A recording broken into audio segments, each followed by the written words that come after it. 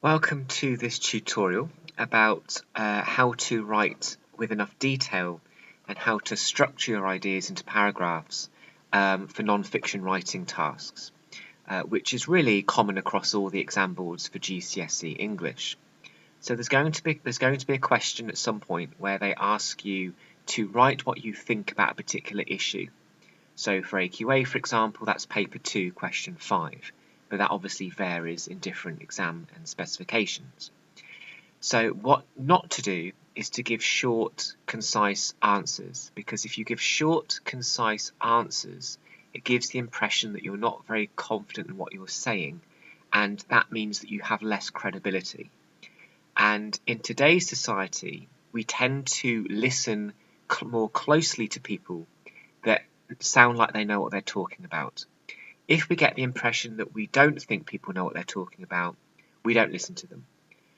So today's world is all about establishing that you are the right person to be giving this talk, or to be writing this article, or to be writing this letter. So to explain and expand in enough detail and to really develop your answers gives you credibility, and that makes your writing more compelling to read. Before we look at a couple of questions today, just a reminder that, again, perhaps more specifically for AQA, paper 2 is called Writers' Viewpoints and Perspectives. So for this task, you are the writer. You have been given an opportunity to give your opinion about something. So what you are writing here is really an opinion piece. You are in the spotlight. And you can develop your responses by doing numerous things, such as including the counter-argument and then disagreeing with it, but also to use some anecdotal information, such as using your own experiences and your own memories, or to refer to the experiences of others. But you could also make all of this up. You could make up the fact you have gone through something. You could make up the fact that you know of somebody else that's been through something similar.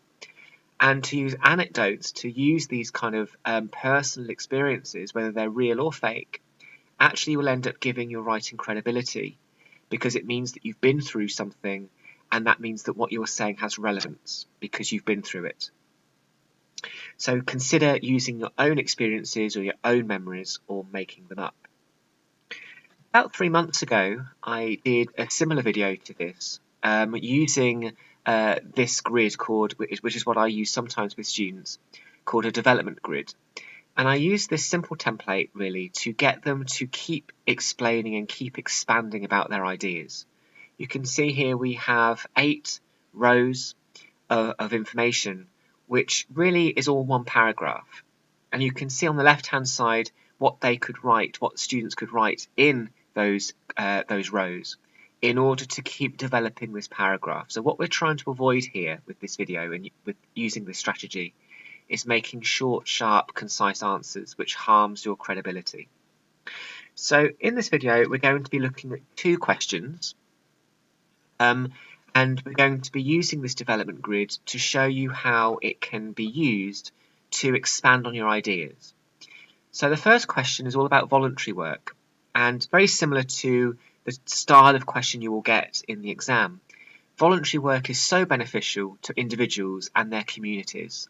All young people should be forced to complete some voluntary work. Write a speech to be given to your school or college about the benefits of completing voluntary work. So if you're familiar with this question, you will know that it will be worded often like a quotation like this, and it will give you a topic, and you have to spend 45 minutes or so answering that question. The most challenging bit of this question is actually working out what you think. You've got to get some ideas. And in an exam where the clock is ticking, it might be that you just bullet point those ideas, so you know the basics of what you're going to say and what your writing is going to be based on, so that the fundamental or significant points that you want to make. And each of those points could then be adapted into a paragraph. So if we use this development grid in relation to that question about voluntary work, once the student has filled in all of these rows, you can see that it actually makes up quite a decent paragraph, all about the topic of voluntary work. So the topic sentence is the first sentence of a paragraph, and the reason it's called a topic sentence is because it helps the reader understand the topic of that paragraph. What is this paragraph going to be about? So this paragraph begins with, one of the main reasons why I believe that all young people should complete voluntary work is because of the skills this develops for later employment. So after reading that, we know as a reader that what we are expecting to read for the rest of this paragraph is all about how voluntary work gives young people skills which they can then use in the world of work when they're slightly older. The second sentence, or the second piece of this grid, is the counter view, which is the opposing view. Whereas some may say that compulsory voluntary work is a contradiction and that young people already have enough to do with school, college and exams, this completely overlooks how voluntary work has more benefits than costs, particularly for young people gaining an apprenticeship or seeking further education.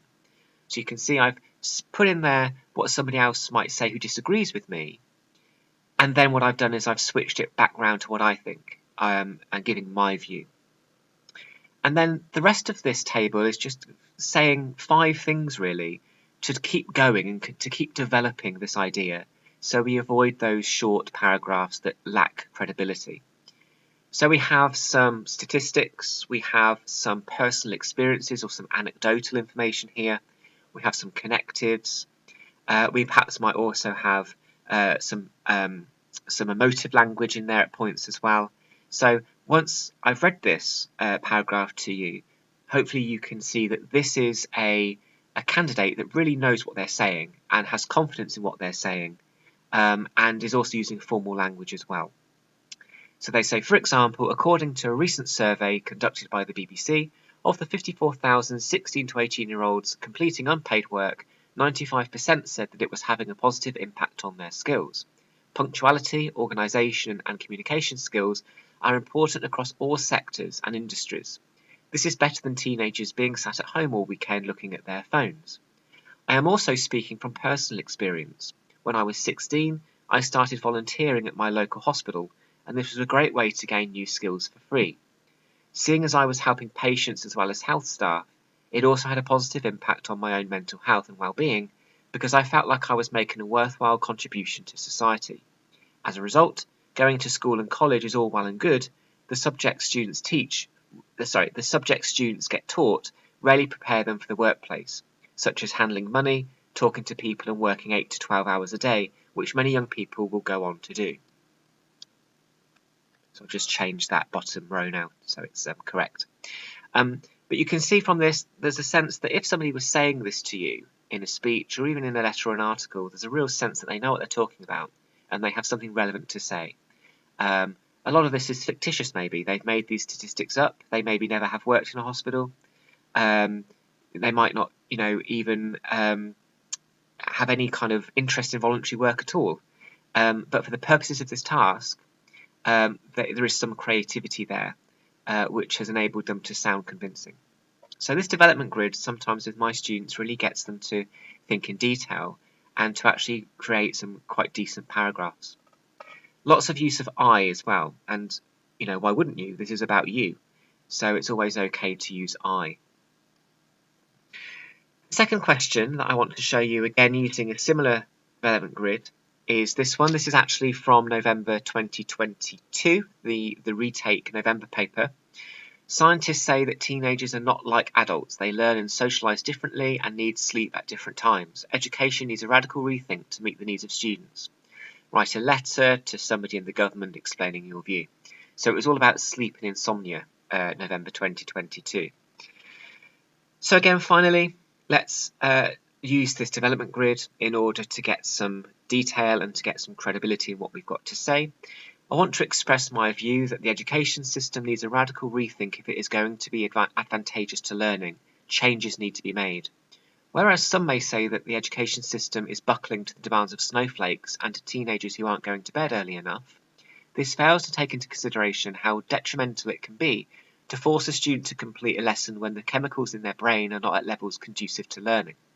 Several scientific studies conducted in the last 10 years have suggested that teenagers have more sleep chemicals in their brain, meaning on average a 16-year-old will need 10.3 hours of sleep every night, whereas a 45-year-old needs 7.2.